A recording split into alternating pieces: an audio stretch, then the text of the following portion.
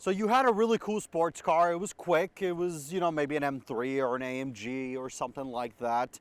But then you had a kid and the wife said, that needs to go and you need an SUV. So you're like, okay, fine, I'll go out and try to find something. But you don't want a boring one.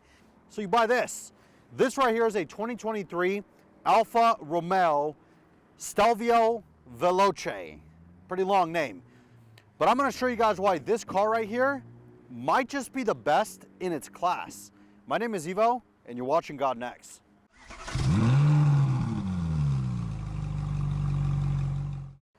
Now, by far, the thing that this car has over all of them, in my personal opinion, is the looks.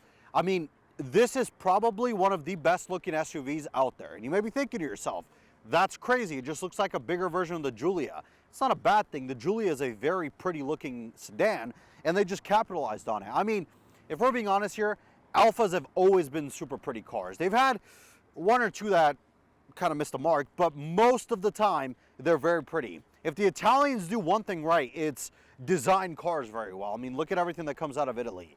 But this is by far the prettiest car in its class. Now, overall, this car is painted in what is called Milano white, which is, you know, for American people, Milano is Milan in Italy, the city where Alfa is from. And it is actually a standard color, so it doesn't cost anything. You can get this, but you can also get this car in other colors. This one is also the Veloce trim, which is, I would say, probably the mid trim. For 2023 it was. For 2025, you have a lot more trims, but overall, the car looks really good. Now, if you're looking for something fast, you're looking for something crazy, you probably go for the Quadrifoglio.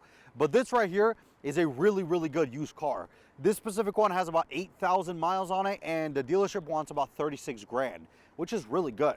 You find something in this class, you're probably gonna get an X3 with a 4-cylinder. You're gonna get a GLC with a 4-cylinder or a Macan with a 4-cylinder. And this one, well, this 4-cylinder is pretty good. Let's actually talk about it. Let me pop the hood.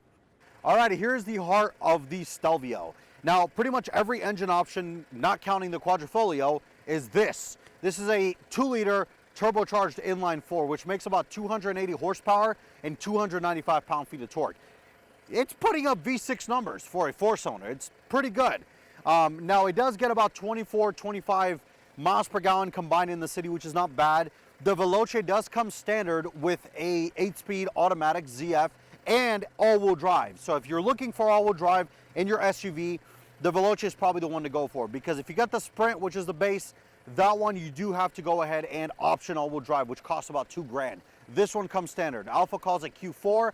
We all know it as 4-wheel drive, all-wheel drive, whatever your taste is. Now, this engine, I do like it. Personally, as my opinion, I've driven the car for about 20 to 25 minutes from the dealership to here, and it drives very well. I mean, it's very quick for a SUV with a 4-cylinder. Now, it's not gonna blow your doors off. If you want something like that, you're going for the 505 horsepower twin turbo V6 in the Quadrifoglio. But if you want something as a daily driver or something that looks cool and just gets you from point A to point B, this is plenty enough.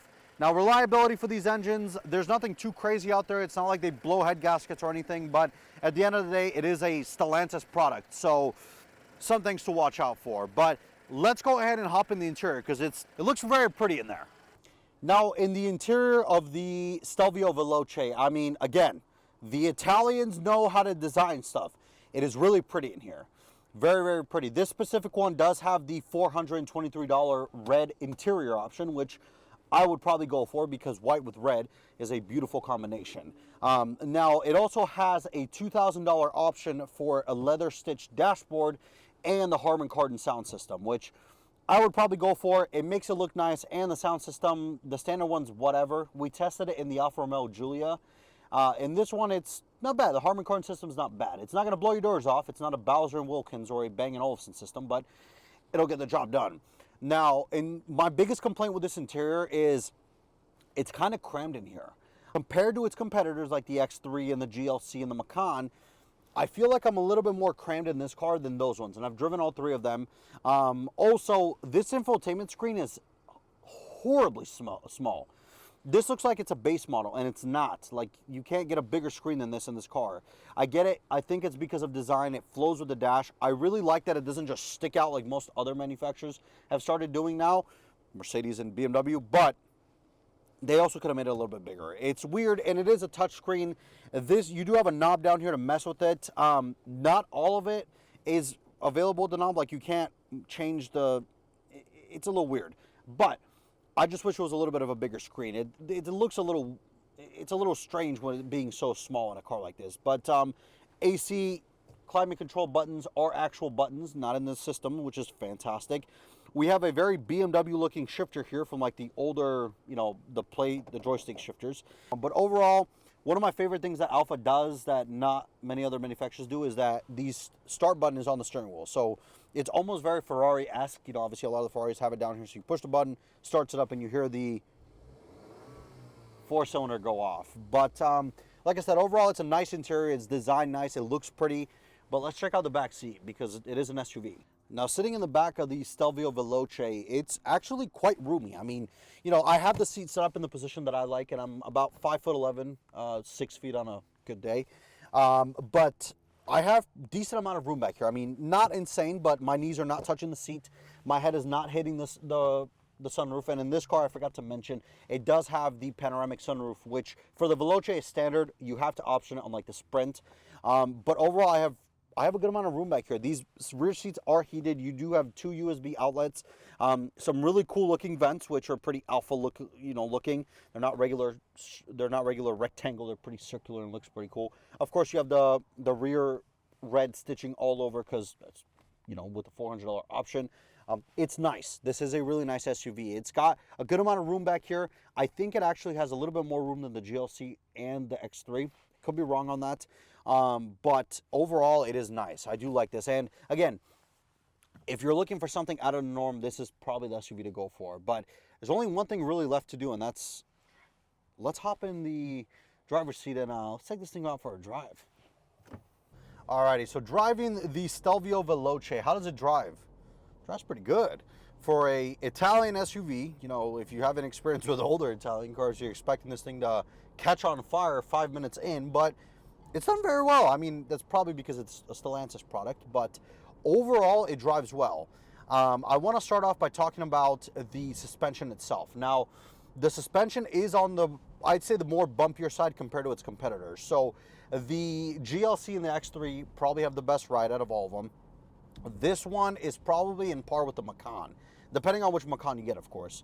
But it's not air suspension, it's regular springs and struts, and it's pretty good. I mean, it's bumpy, it's not the greatest thing, but it's good. It gets the job done.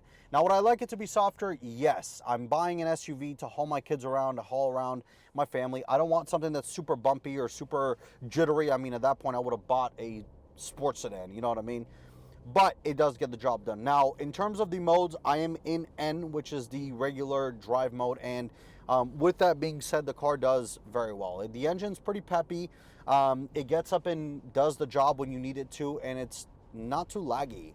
Now, of course, it's not going to be as quick as a, you know, like an X3 M40 or a GLC 43 or cars of that caliber, but again, you're not really buying this for that. You're buying this because you want a different looking SUV as opposed to most mundane traffic.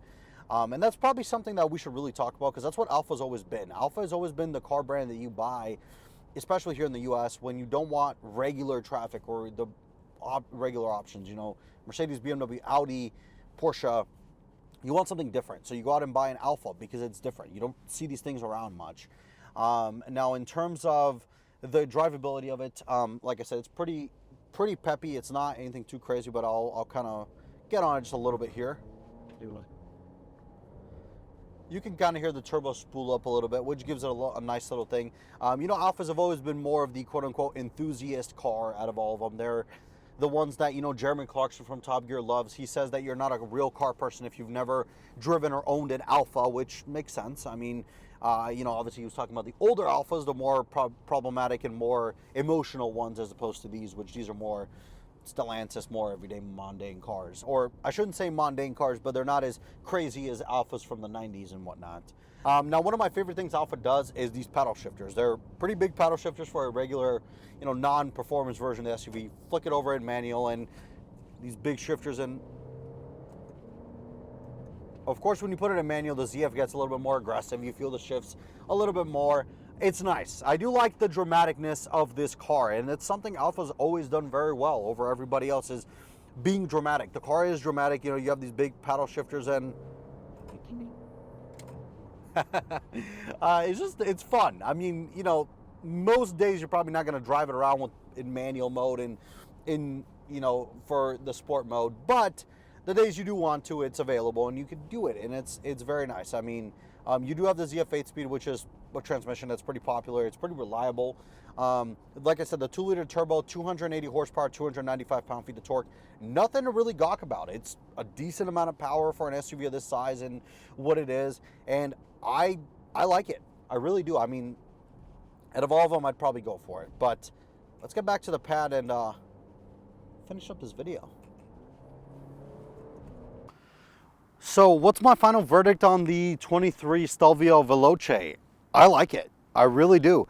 And again, if I had to buy one of these, if my wife was like, sell everything else and you're buying an SUV, this is the SUV I'd go for. It really is. I mean, I really, really do like this thing. It's unique. It's different than the X3, GLC, Audi, Porsche, and honestly, it's the best looking one out of all of them, in my opinion. I think it looks really good. I think, you know, the tech could be better, but I'm also not a big tech person. As long as the car has Bluetooth and a heater and AC, I'm fine. I don't really care for else. This thing does also have adaptive cruise control. So if you go on a family trip, you can let it do its own thing behind another car, you know, follow it, come to a stop and whatnot. But overall, $36,000, this is a really, really nice SUV for that kind of price. And I wouldn't mind putting this in my stable if I had to. But let me know down below what you guys think. What do you think of the Alfa Stelvio? You know, would you get one of these, or do you think the other ones are a better option?